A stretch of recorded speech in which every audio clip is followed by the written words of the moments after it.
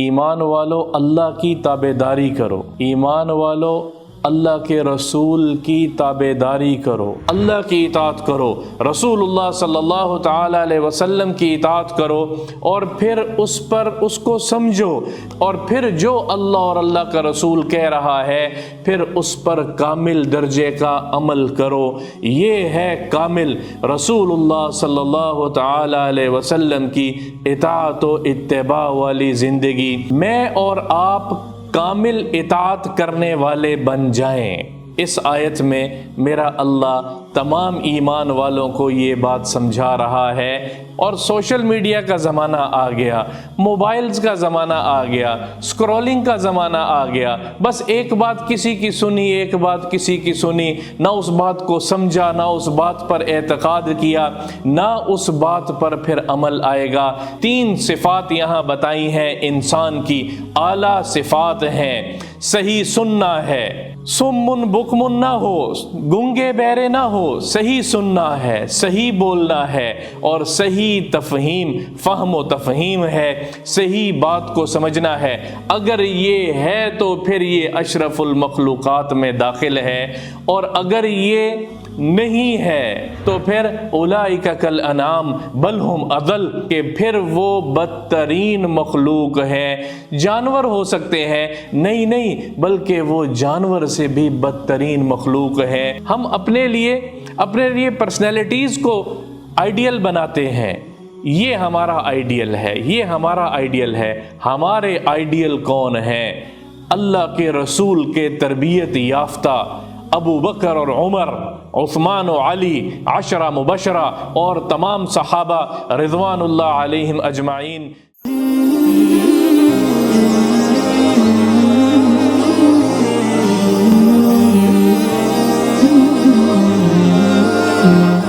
آج ہم یا ایھا الذین آمنوا کی ایک اور آیت آپ کے سامنے پیش کر رہے ہیں۔ میرے اللہ نے اپنے کلام میں یا ایھا الذین آمنوا اطیعوا اللہ ورسولہ ولا تولوا عنہ وانتم تسمعون، اے ایمان والو اللہ کی اطاعت کرو اور اس کے رسول کی اطاعت کرو، اور تم سنتے بھی ہو، سننے کے باوجود ان سے ان کے احکامات کو پس پشت مت ڈالو۔ ایمان والو اللہ کی تابعداری کرو، ایمان والو اللہ کے رسول کی تابعداری کرو۔ اطاعت کا مطلب تابعداری ہے، حکم کو بجا لانا ہے، فرما برداری ہے۔ اطاعت، اللہ کی اطاعت اور اللہ کے رسول کی اطاعت۔ حقیقت میں اللہ کی اطاعت بھی رسول اللہ صلی اللہ تعالی علیہ وسلم کی اطاعت میں موجود ہے، کیونکہ اللہ کا رسول تو وہی کہہ رہا ہے جو اللہ ہمیں کہہ رہا ہے۔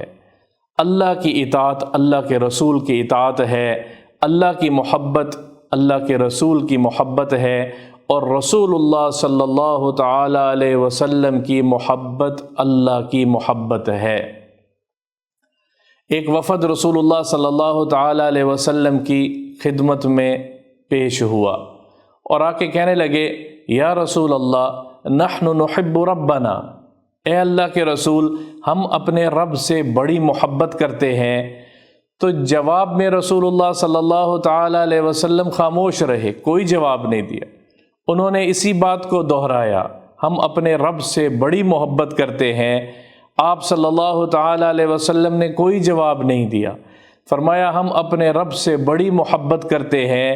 تو اس سے پہلے کہ اللہ کے رسول جواب دیتے، اللہ نے جبریل کو ایک آیت دے کر بھیجا ہے اس کے جواب میں، قل ان کنتم تحبون اللہ فاتبعونی یحببکم اللہ ویغفر لکم ذنوبکم واللہ غفور الرحیم۔ وہ کہہ رہے تھے ہم اللہ سے بڑی محبت کرتے ہیں، تو اللہ تمام انسانیت کو بتانے کے لیے یہ کہہ رہا ہے کہ اے میرے حبیب ان کو یہ کہہ دیجئے اگر تم اللہ سے محبت کرتے ہو تو پھر میری اتباع کرو، اگر اللہ سے محبت کرتے ہو تو رسول اللہ صلی اللہ تعالی علیہ وسلم کی اطاعت و فرما برداری والی زندگی گزارو، تو پھر کیا ہوگا؟ یحببکم اللہ، پھر تم تو اللہ سے کیا محبت کرو گے؟ اللہ تمہیں اپنا محبوب بنا لے گا، پھر جب اللہ محبوب بنا لے گا یغفر لکم ذنوبکم، پھر اللہ سارے گناہوں کو معاف کر دے گا، واللہ غفور الرحیم، اللہ بڑا معاف کرنے والا غفور الرحیم ذات ہے۔ اللہ کے رسول کی محبت اللہ کے رسول کی اطاعت والی زندگی میں ہے، اور اللہ کے رسول کی اطاعت والی زندگی میں اللہ کی محبت موجود ہے۔ تو گویا یا ایھا الذین آمنوا اطیعوا اللہ ورسولہ، اے ایمان والو اللہ کی اطاعت کرو سے کیا مراد ہے؟ اللہ کے رسول کی فرما برداری، ورسولہ، اس کے رسول کی فرما برداری والی زندگی اختیار کر لو، اللہ کی اطاعت خود بخود ہو جائے گی۔ وَلَا تَوَلَّوْا عَنْهُ، اور روگردانی مت کرو، وہ زندگی کو چھوڑ کے کوئی اور زندگی نہ اختیار کرو۔ وَأَنْتُمْ تَسْمَعُونَ، اور تم سنتے بھی ہو۔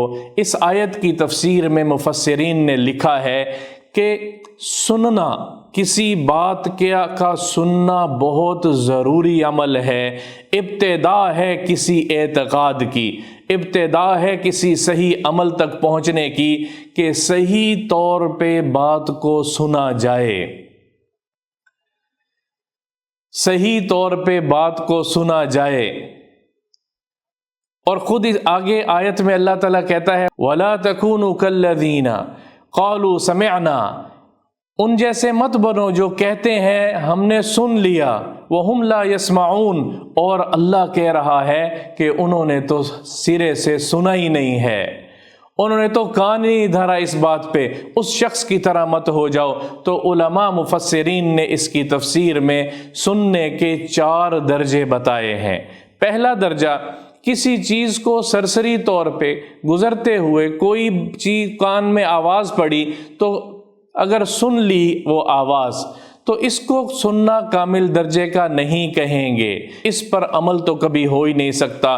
دوسرا درجہ، کسی بات کو سنا جائے اور پھر اس کو سمجھا جائے۔ عام طور پہ جتنے بھی دنیا میں کام ہوتے ہیں صحیح سنا جاتا ہے پھر صحیح سمجھا جاتا ہے، تو یہ دوسرا درجہ ہوا، لیکن ابھی بھی بات پوری نہیں ہوئی، یہ بھی مطلوب نہیں ہے اس آیت میں۔ تیسرا درجہ کیا ہے؟ سنا جائے، سمجھا جائے، اور پھر اس چیز پہ اعتقاد بھی ہو، اس چیز پر اعتقاد موجود ہو، یہ تیسرا درجہ ہے، لیکن ابھی بھی یہ مکمل سننا نہیں ہے۔ کلام اللہ کو سنا، سمجھا بھی صحیح، اور اس پر ایمان اور اعتقاد بھی موجود ہے، 3 درجے تو ہو گئے، تو پھر اللہ کو کون سا درجہ مطلوب ہے؟ وہ 4تھے درجے کا کامل سننا ہے، سنا، سمجھا، اعتقاد بھی ہے اور پھر اس پر عمل بھی کیا ہے، تو یہ کامل درجہ ہے سننے کا۔ اطیعوا اللہ ورسولہ، اللہ کی اطاعت کرو، رسول اللہ صلی اللہ تعالی علیہ وسلم کی اطاعت کرو، اور پھر اس کو سمجھو، پھر اس پر ایمان اور اعتقاد لے کر آؤ، اور پھر جو اللہ اور اللہ کا رسول کہہ رہا ہے پھر اس پر کامل درجے کا عمل کرو۔ یہ ہے کامل رسول اللہ صلی اللہ تعالی علیہ وسلم کی اطاعت و اتباع والی زندگی، فرما برداری والی زندگی، خوشنودی والی زندگی۔ میں اور آپ کامل اطاعت کرنے والے بن جائیں۔ اس آیت میں میرا اللہ تمام ایمان والوں کو یہ بات سمجھا رہا ہے، کامل اطاعت والے، اور ان جیسے نہ بنو کہ جو کہتے تو ہیں کہ ہم نے سن لیا، آج چلتے پھرتے ہم چیزوں کو سنتے ہیں لیکن سرسری انداز میں، اور سوشل میڈیا کا زمانہ آ گیا، موبائلز کا زمانہ آ گیا، سکرولنگ کا زمانہ آ گیا، بس ایک بات کسی کی سنی، ایک بات کسی کی سنی، نہ اس بات کو سمجھا، نہ اس بات پر اعتقاد کیا، نہ اس بات پر پھر عمل آئے گا۔ اب اس بات کو عمل کے لیے لانے کے لیے اعتقاد کا ہونا ضروری ہے، اعتقاد آنے کے لیے سمجھنا ضروری ہے، اور سمجھنے کے لیے صحیح سننا ضروری ہے۔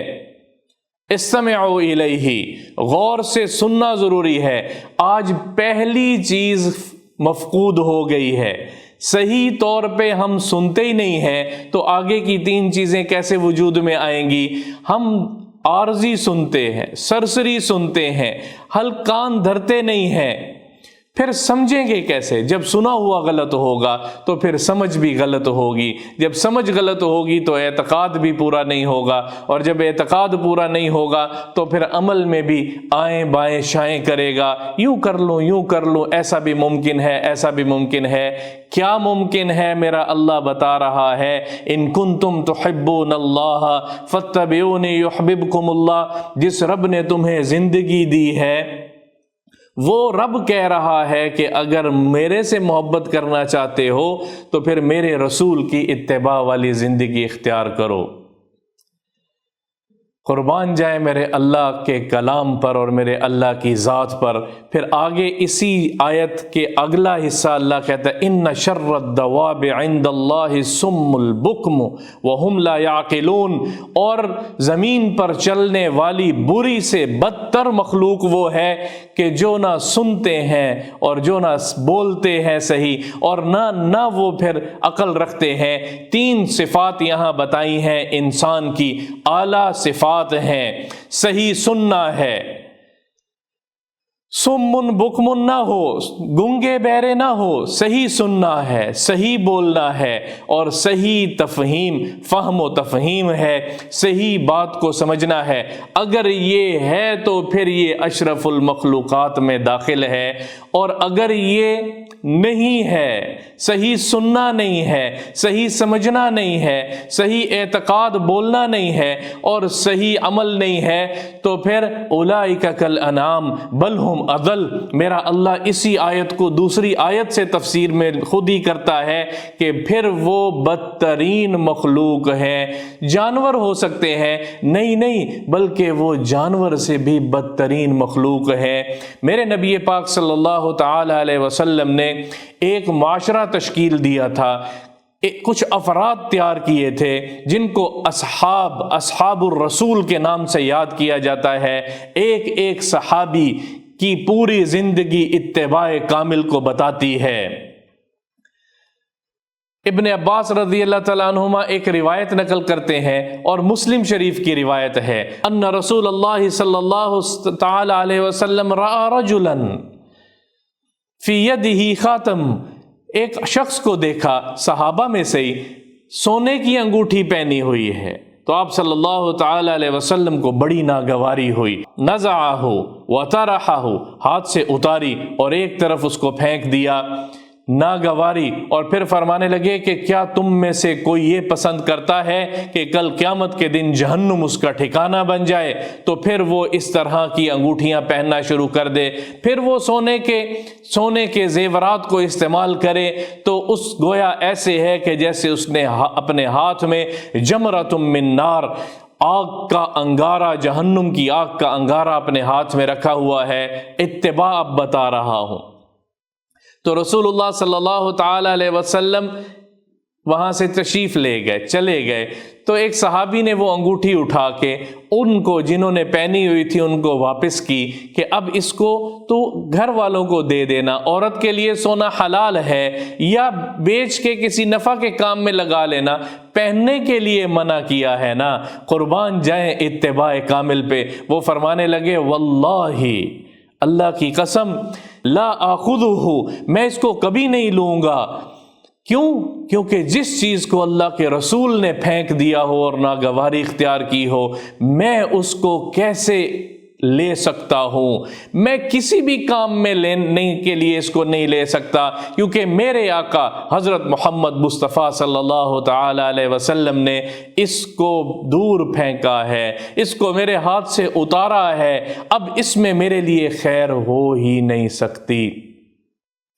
یا ایھا الذین آمنوا اطیعوا اللہ ورسولہ، اے ایمان والو اللہ کی اطاعت کرو اور اس کے رسول کی بھی اطاعت فرما برداری کرو۔